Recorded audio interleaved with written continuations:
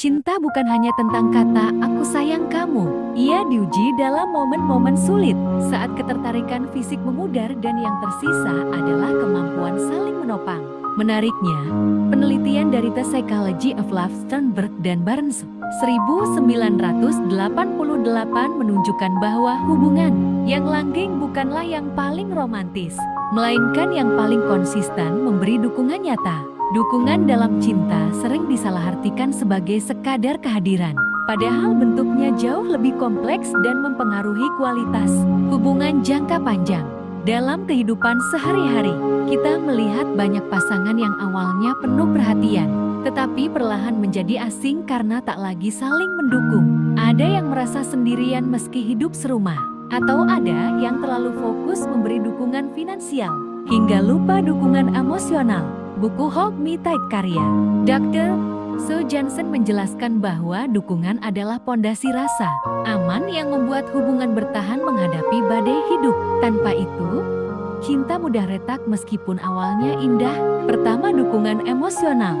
Menurut The Road Less Traveled, Scott Peck, dukungan emosional adalah kemampuan hadir sepenuhnya untuk pasangan, bukan sekadar mendengar tetapi memahami. Misalnya, ketika pasanganmu pulang dengan wajah lelah, kamu tidak langsung memberi solusi, tapi mengakui rasa lelahnya. Banyak orang mengira ini hal sepele, padahal validasi perasaan menciptakan kedekatan yang mendalam. Dalam praktiknya, dukungan emosional berarti memberi ruang untuk pasangan mengekspresikan rasa takut, kecewa, atau cemas tanpa takut dihakimi. Masalah muncul ketika seseorang hanya menjadi pendengar di awal hubungan, namun mulai mengabaikan saat kesibukan datang. Disinilah hubungan mulai renggang karena kebutuhan emosional tidak terpenuhi. Dukungan emosional bisa dipupuk lewat latihan empati harian. Misalnya dengan rutin menanyakan bagaimana harimu, bukan sebagai basa-basi, tapi sebagai pintu masuk percakapan bermakna. Kedua, dukungan finansial.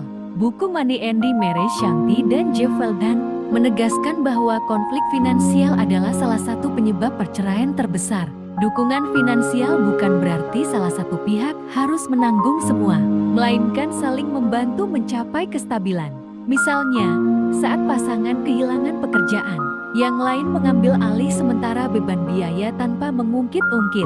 Bentuk dukungan ini juga meliputi transparansi dalam mengatur keuangan. Banyak hubungan rusak bukan karena kekurangan uang, tapi karena hilangnya kepercayaan akibat ketidakjujuran soal pengeluaran. Ketika pasangan mampu saling membuka tentang kondisi keuangan dan bekerja sama membuat rencana, hubungan cenderung lebih kokoh. Ada kalanya dukungan finansial berarti mengorbankan keinginan pribadi demi kebutuhan bersama.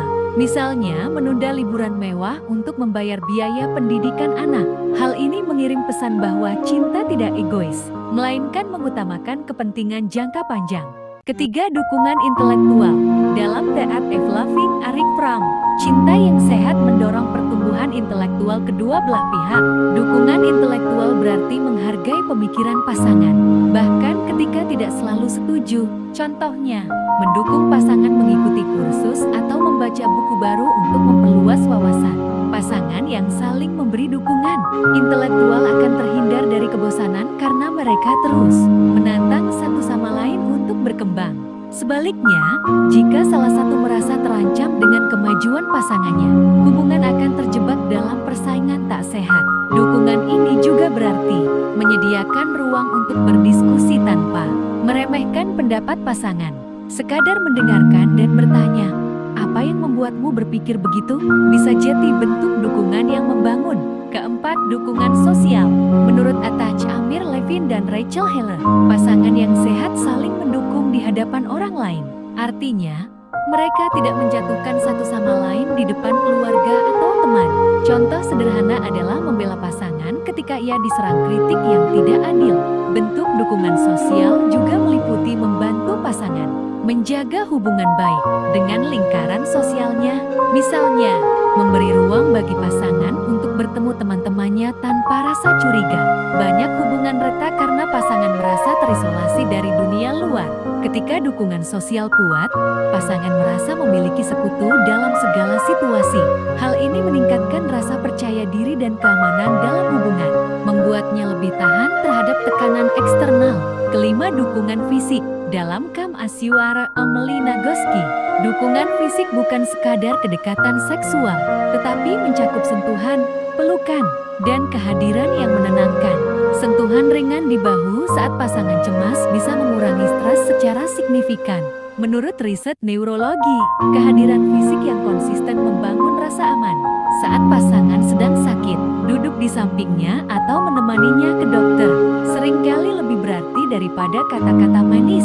Namun, dukungan fisik juga membutuhkan kepekaan. Tidak semua orang memiliki kebutuhan sentuhan yang sama, sehingga penting untuk memahami bahasa tubuh pasangan agar dukungan yang diberikan benar-benar terasa.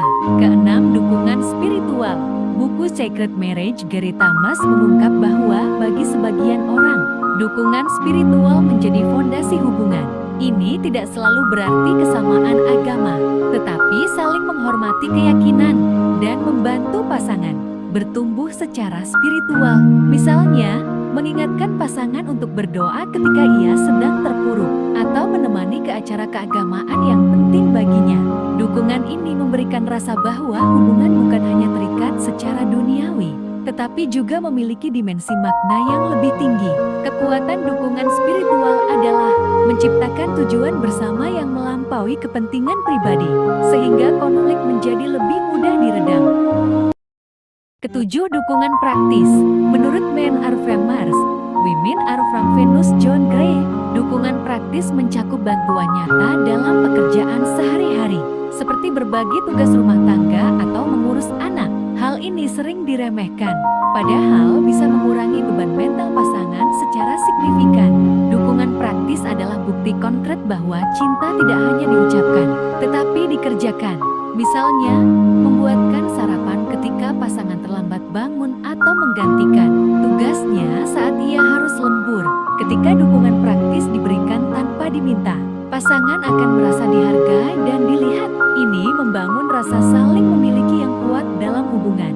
Jika kamu perhatikan, 7 bentuk dukungan ini saling melengkapi. Hubungan yang hanya mengandalkan satu bentuk akan mudah goyah. Cinta yang bertahan lama adalah cinta yang fleksibel, mampu menyesuaikan bentuk dukungannya sesuai kebutuhan pasangan.